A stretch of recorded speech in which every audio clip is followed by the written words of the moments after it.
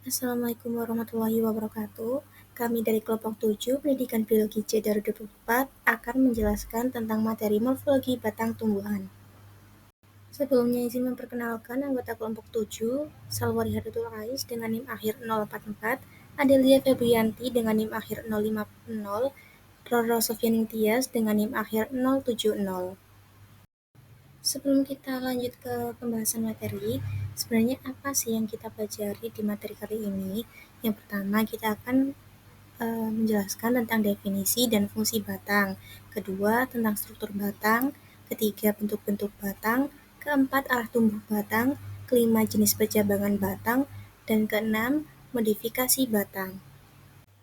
Di bab 1 ini, saya akan menjelaskan tentang definisi dan fungsi batang, sebelum kita mengetahui keseluruhan dari morfologi batang tumbuhan. Definisi batang. Batang atau kaulis merupakan salah satu dari organ dasar tumbuhan berpembuluh. Pada tumbuhnya batang tidak memiliki pelindung khusus, akan tetapi lapisan bakal daunnya yang berfungsi sebagai pelindung dari batang itu sendiri. Terdapat 3 jenis batang yang sering dijumpai, yakni batang berkayu, batang berair, dan batang rumput. Batang bertugas memindahkan unsur hara dari akar ke daun untuk melanjutkan proses fotosintesis yang dibawa akar. Batang juga melekat pada daun, sehingga berperan menyebarkan dan mendaur ulang hasil fotosintesis dari daun ke seluruh bagian tubuh tumbuhan.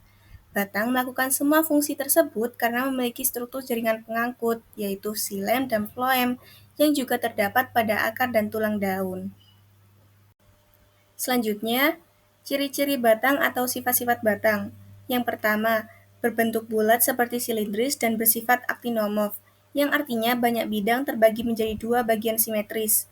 Kedua, terdiri dari ruas-ruas atau disebut internodus dan buku yang disebut nodus sebagai tempat melekatnya daun, cabang, atau bunga. Ketiga, arah pertumbuhan batang cenderung ke arah cahaya matahari yang bersifat fototrofik atau heliotrofik. Yang keempat, batang tumbuh tanpa batas yang dikarenakan adanya meristem apikal yang terus aktif membelah. Kelima, batang biasanya tidak berwarna hijau, kecuali pada tumbuhan yang masih pendek seperti rerumputan. Kita beralih ke fungsi batang. Fungsi batang terdapat 4. Yang pertama, sebagai penopang. Batang berfungsi untuk menjaga tumbuhan agar tetap tegak dan kokoh, sehingga dapat menopang daun, bunga, buah, dan ranting. Tumbuhan membutuhkan penopang yang sangat luas karena tumbuhan akan terus tumbuh semakin tinggi dan panjang seiring dengan bertambahnya usia. Yang kedua ada penyimpanan. Sebagai penyimpanan. Pada beberapa spesies tumbuhan, batang berfungsi sebagai penyimpanan makanan mulai dari bentuk padat hingga cair. Sebagai contoh, tumbuhan yang batangnya menyimpan cadangan makanan dalam bentuk padat adalah tumbuhan sagu, sedangkan tumbuhan yang menyimpan cadangan makanan dalam bentuk cair adalah tebu. Selanjutnya yang ketiga sebagai pengangkut. Batang berperan dalam mengirimkan dan mengangkut berbagai mineral dan air dari akar ke daun. Batang juga menyalurkan unsur hara yang dihasilkan oleh daun ke seluruh bagian tumbuhan melalui proses fotosintesis. Yang keempat, atau yang terakhir, sebagai alat perkembangbiakan. Pada berbagai jenis batang tumbuhan, dapat dijadikan sebagai alat perbanyakan jenis secara vegetatif. Perbanyakan vegetatif menggunakan batang dapat dilakukan dengan bantuan vegetasi alami dan vegetasi buatan. Perbanyakan secara vegetasi, baik secara alami maupun buatan, dapat dilakukan dengan cara stek, sambung, dan semat atau okulasi. Selanjutnya, pada poin kedua ini kita akan mempelajari mengenai struktur dari batang. Secara umum, batang tumbuhan tersusun dari beberapa jaringan, yaitu jaringan penyokong, jaringan pengangkut, dan jaringan pelindung. Saya akan menjelaskan beberapa struktur dari batang tumbuhan. Yang pertama yaitu ada epidermis, di mana epidermis ini merupakan lapisan terluar dari batang. Epidermis ini tersusun dari sel-sel yang rapat dan tidak berklorofil. di mana berfungsi melindungi jaringan di dalamnya dari kerusakan mekanis, infeksi mikroorganisme luar, dan penguapan air yang berlebihan. Biasanya epidermis ini dilapisi oleh kutikula, di mana kutikula adalah lapisan lilin yang tahan air. Ada pada beberapa batang, epidermis juga memiliki stomata untuk pertukaran gas. Untuk struktur yang kedua yaitu korteks, di mana korteks ini terletak di bawah epidermis, tersusun dari beberapa jenis jaringan, terutama parenkim. Parenkim pada korteks berfungsi sebagai tempat penyimpanan cadangan makanan, yaitu pati. Pada beberapa tumbuhan, korteks juga mengandung kolenkim yang berfungsi sebagai jaringan penguat yang lentur, di mana korteks juga dapat mengandung sklerenkim yang memberikan kekuatan lebih kaku. Untuk struktur yang ketiga yaitu ada silinder pusat atau stele. Ini merupakan bagian tengah batang yang berisi jaringan pengangkut. Jaringan pengangkut ini terdiri dari silem. Silem yaitu jaringan pembuluh yang mengangkut air dan mineral dari akar ke daun. Silem terdiri dari trakeit dan pembuluh atau vessel. Kemudian terdiri dari floem. Floem ini adalah jaringan pembuluh yang mengangkut hasil fotosintesis dari daun ke seluruh bagian tumbuhan, di mana floem ini terdiri dari unsur tapis, sel pengiring, dan serat floem. Kemudian pada silinder pusat ini juga terdiri dari peresikel, di mana peresikel ini adalah lapisan sel yang membungkus silinder pusat, berperan dalam pembentukan akar cabang dan kambium. Kambium pada tumbuhan dikotil dan gimnospermae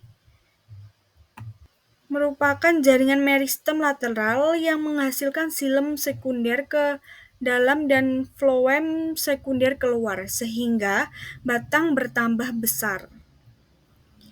Untuk struktur yang keempat yaitu ada jaringan penguat, di mana terdiri dari kolenkim, sklerenkim. Kolenkim ini adalah sel hidup dengan dinding sel yang menebal pada sudut-sudutnya, memberikan kekuatan lentur.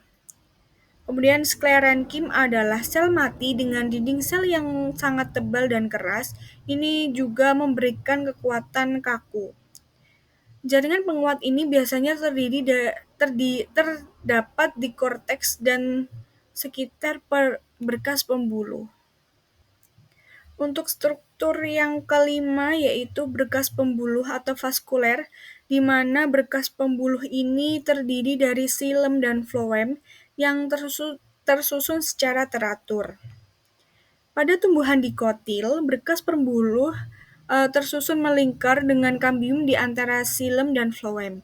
Sedangkan pada tumbuhan monokotil, berkas pembuluh tersebar dan tidak memiliki kambium, sehingga batang tidak mengalami pertumbuhan sekunder. Kemudian ada pada batang tumbuhan terdapat empulur, di mana empulur adalah jaringan parenkim yang bagian paling dalam batang yang berfungsi sebagai tempat menyimpan dan transportasi zat. Bisa dilihat pada foto yang tertera pada PowerPoint tersebut. Terdapat beberapa struktur dari batang tumbuhan.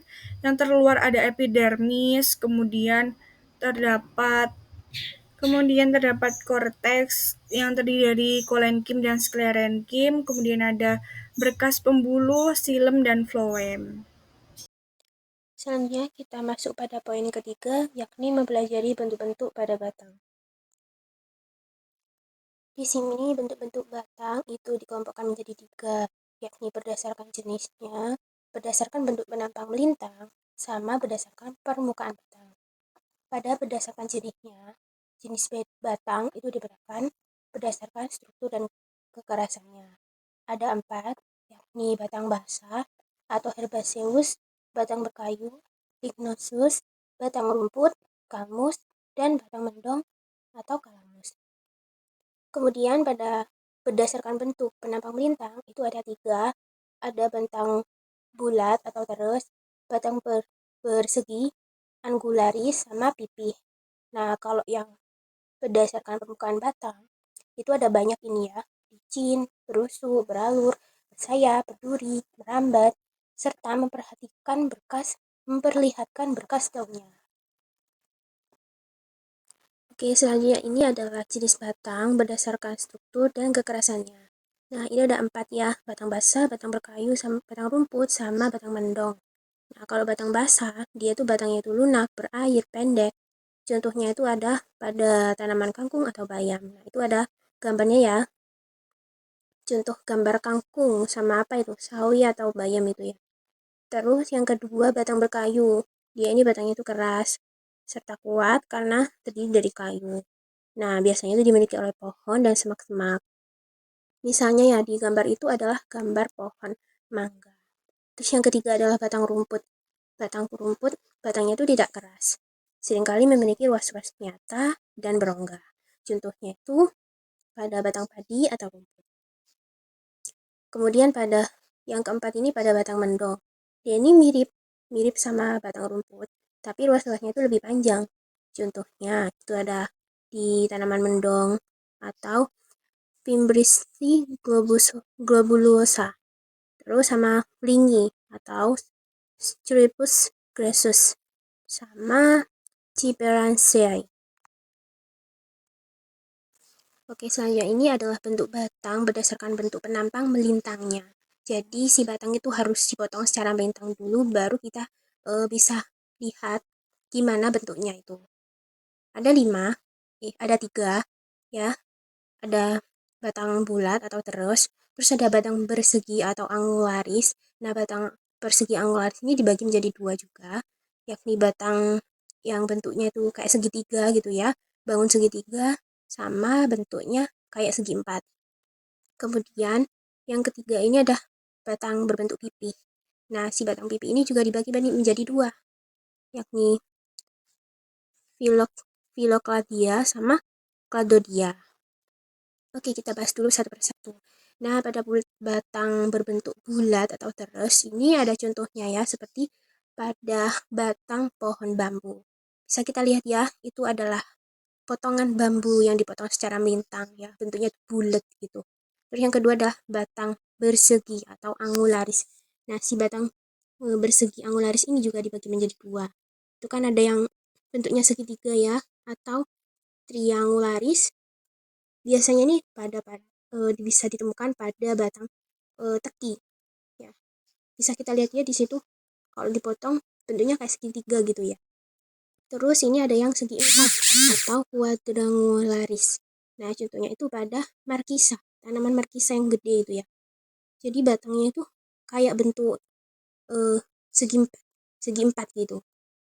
Kalau dipotong secara melintang. Kemudian pada batang yang berbentuk pipi itu kan ada Phyllokladia. Dia tuh sangat pipih. Contohnya tuh pada tanaman jakang. Nah, itu pipinya tuh kayak daun, tapi dia nggak setipis daun gitu. Terus pada Cladodia, dia ini batangnya itu tumbuh terus dan mengadakan percabangan. Contohnya itu pada si tanaman kaktus itu ya. Lanjut pada yang ketiga, ini adalah bentuk batang berdasarkan permukaannya. Nah, permukaannya itu ada yang berusuk, licin, beralur, bersayap, berambut, berduri, serta permukaan batang yang memperlihatkan berkas daunnya. Nah, kalau pada batang berusuk atau kostat sini, contohnya itu pada tanaman ilet. Kalau yang licin itu pada batang jagung. Nah, kalian pernah megang nggak batang jagung? Itu kan licin banget kan tuh. Terus pada yang beralur itu contohnya itu pada tanaman kaktus pagar. Nah, kalian bisa lihat ya di gambar itu, dia itu kayak bentuknya alur-alur gitu ya, terdapat alur-alur jalan gitu ya. Terus yang keempat ini ada yang bersayap atau altus. Biasanya tuh batangnya itu yang bersegi, terus sudutnya terdapat pelebaran yang tipis, jadi kayak sayap antara kanan sama kiri tuh kayak sayap. Contohnya itu pada tanaman ubi. Nah, di situ kan ada dua tanda panah toh. Di situ ada batang yang sudutnya itu antara kiri dan kanan itu tipis banget, jadi kayak membentuk sayap gitu. Terus pada permukaan yang berambut itu contohnya ada pada tanaman tembakau. Jadi kayak ada rambut-rambut halus gitu, bulu-bulu halus pada permukaan batangnya.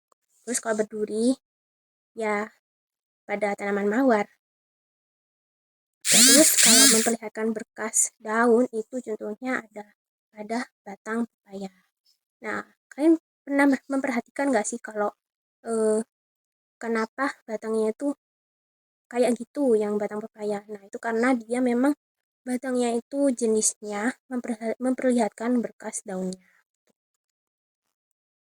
Lanjut pada poin 4, yakni mempelajari arah tumbuh batang. Nah, teman-teman, arah tumbuh batang itu ada 8. Nah, kita bahas dulu satu persatu. Yang pertama ini ada tegak lurus atau erectus. Salah satu contohnya adalah pohon pepaya. Kemudian menggantung atau dependence yang tumbuhnya itu di lereng sebagai epifit. Contohnya itu anggrek. Jadi anggrek itu kan dia tumbuhnya bersimbiosis kan dengan tumbuhan lain. Dia menempel. Nah, kemudian si batangnya itu ya menggantung karena dia menempel tadi. Kemudian yang ketiga adalah berbaring atau humifusus. Contohnya itu pada batang semangka. Kemudian menjalar atau merayap atau respen. Batangnya itu di atas permukaan tanah. Setiap buku keluar akar. Contohnya itu pada batangnya ubi jalar. Kemudian pada ini arah tumbuh batang condong atau ascendens. Jadi pangkal batang itu seperti hendak berbaring dan bagian lainnya itu membengkok ke atas. Contohnya itu pada batang kacang tanah. Kemudian yang keenam ini mengangguk atau nutan. Jadi batang tumbuh tegak lurus ke atas, tetapi ujungnya itu nanti bakalan bengkok lagi ke bawah. Contohnya itu pada bunga matahari. Lanjut ya, pada arah tumbuh batang yang ketujuh ini adalah memanjat atau scandens. Nah, batangnya ini pelekatan batangnya itu dibantu oleh beberapa ini ya, dari akar, terus cabang, daun, tangkai, duri maupun kait. Nah, si akar lekat contohnya itu pada tanaman sirih atau piper beetle. Nah, kalau akar pembelit contohnya itu pada vanili. Kalau cabang pembelit itu pada anggur, daun pembelit pada kembang sungsang, tangkai pembelit pada kapri atau pisum sativum, ya nama latinnya, duri daun pada rotan, kait pada gambir, tanaman gambir. Kemudian yang kedelapan ini adalah membelit atau volubilis. Nah, jadi batang sendiri itu naik terus melilit tiang panjat. Arah lilitannya itu bisa ke kiri ataupun ke kanan. Nah, kalau membelit ke arah kiri berarti kan dia berlawanan arah dengan jarum jam. Contohnya itu pada kembang telang. Ya, kalian pernah lihat kan? Kalau belum, semua dari arah tumbuhnya batang ini kalian bisa lihat di internet. Ya, cari di Google, banyak sekali contoh-contohnya. Kemudian pada arah lilitan membelit ke arah kanan, dia itu searah dengan jarum jam. Contohnya itu pada tanaman gadung atau Dioscorea hispida. Selanjutnya pada poin kelima terdapat jenis percabangan batang. Berikut ini terdapat jenis-jenis percabangan batang tumbuhan, di mana yang pertama ada jenis percabangan monopodial, di mana percabangan monopodial ini adalah pola pertumbuhan batang di mana tunas utama atau apikal terus tumbuh memanjang ke atas tanpa terhenti, sehingga dapat membentuk batang utama yang dominan dan kuat. Cabang-cabang tumbuh dari sisi batang utama dan biasanya berukuran lebih kecil. Ciri-ciri dari jenis percabangan monopodial adalah yang pertama, tunas apikal tetap aktif dan dapat mengontrol pertumbuhan batang utama. Yang kedua, batang utama tumbuh terus-menerus ke arah vertikal atau ke atas. Yang ketiga, cabang-cabang tumbuh dari ketiak daun di sisi batang utama. Ukurannya lebih kecil dan tidak mengalahkan batang utamanya. Kemudian yang keempat, biasanya batang utama lebih tebal dan panjang dibandingkan cabang-cabangnya. Kemudian fungsinya yaitu memaksimalkan pencapaian cahaya matahari dengan batang utama yang tinggi. Contoh tumbuhan dengan jenis percabangan monopodial adalah yang pertama yaitu pinus, memiliki batang utama yang panjang dan cabang-cabang lateral yang lebih kecil. Yang kedua yaitu kelapa, di mana batang utama lebih tinggi dan lurus, cabang sangat sedikit atau bahkan hampir tidak ada cabang. Dan yang ketiga yaitu cemara, di mana batang utama dominan dengan cabang lateral yang lebih kecil. Mekanisme pertumbuhan tunas apikal menghasilkan hormon auksin yang menekankan pertumbuhan tunas lateral atau dominasi apikal, sehingga batang utama terus tumbuh memanjang. Selanjutnya ada jenis yang kedua yaitu simpodial, di mana simpodial ini yaitu pola pertumbuhan batang di mana tunas utama berhenti tumbuh karena membentuk bunga atau mati.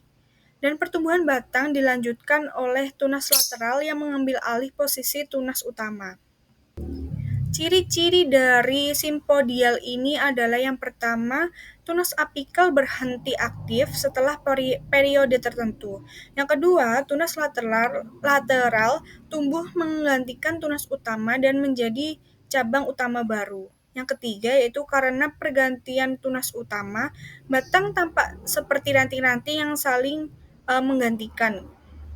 Kemudian yang keempat, cabang-cabang baru dapat tumbuh ke atas atau ke samping.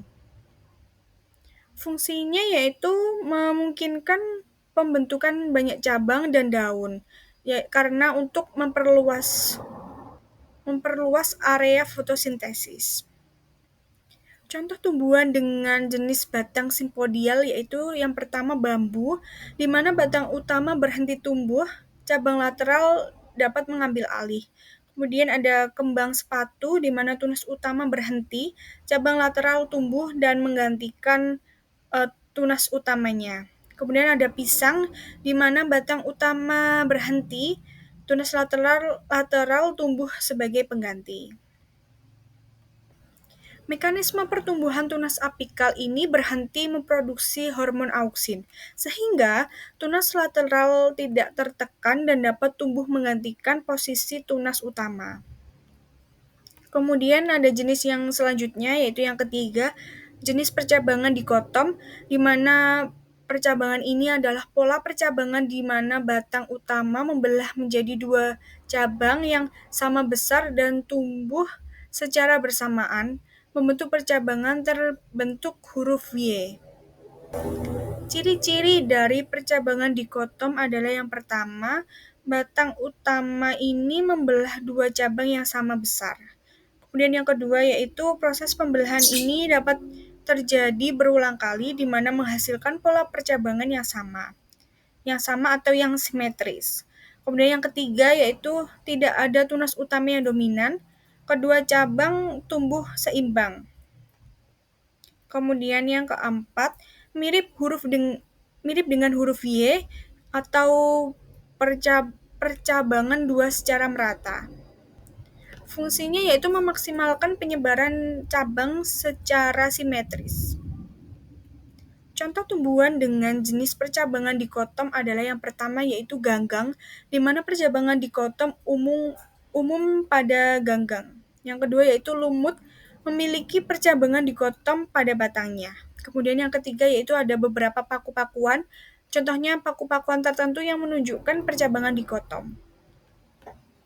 Mekanisme pertumbuhan tunas apikal ini membelah menjadi dua bagian yang sama besar, sehingga masing-masing tumbuh menjadi cabang baru tanpa dominasi satu tunas atas yang lainnya. Bab 6, bab terakhir dalam materi morfologi batang, yaitu modifikasi batang. Macam-macam modifikasi pada batang. Terdapat 6 macam modifikasi pada batang. Yang pertama, rimpang atau rizoma. Modifikasi batang berupa rimpang atau rizoma merupakan suatu bentuk modifikasi batang dan daun yang berada di bawah tanah. Selain sebagai alat perbanyakan, rimpang juga dimanfaatkan oleh tanaman sebagai tempat menyimpan cadangan makanan, contohnya pada tanaman jahe, seperti pada gambar. Yang kedua, umbi lapis. Modifikasi batang berupa bulbus atau umbi lapis itu dinamakan karena mempunyai susunan berlapis-lapis. Bagian batang pada umbi lapis terdapat di bagian bawah dan sangat kecil. Umbi lapis memiliki bagian yang berperan sebagai pelindung dari kekeringan dan luka mekanik pada umbi lapis yang dinamakan tunika. Yang ketiga, modifikasi umbi batang. Modifikasi ini hanya dari batang saja.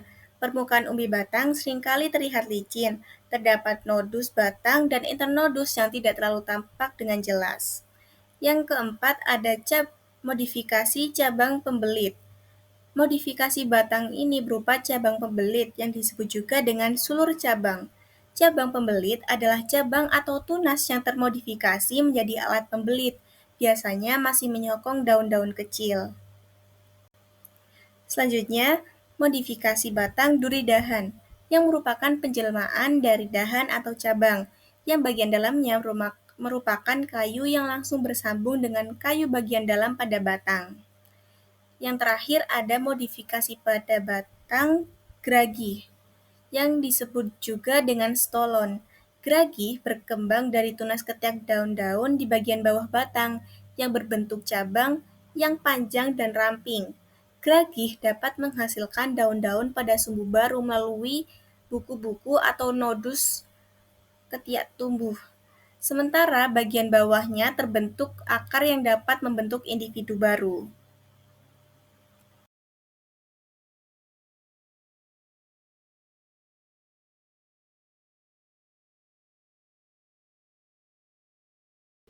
Sekian pemaparan materi mengenai morfologi batang tumbuhan dari kelompok 7. Kurang lebihnya kami memohon maaf. Semoga materi yang telah kami sampaikan bermanfaat. Wassalamualaikum warahmatullahi wabarakatuh.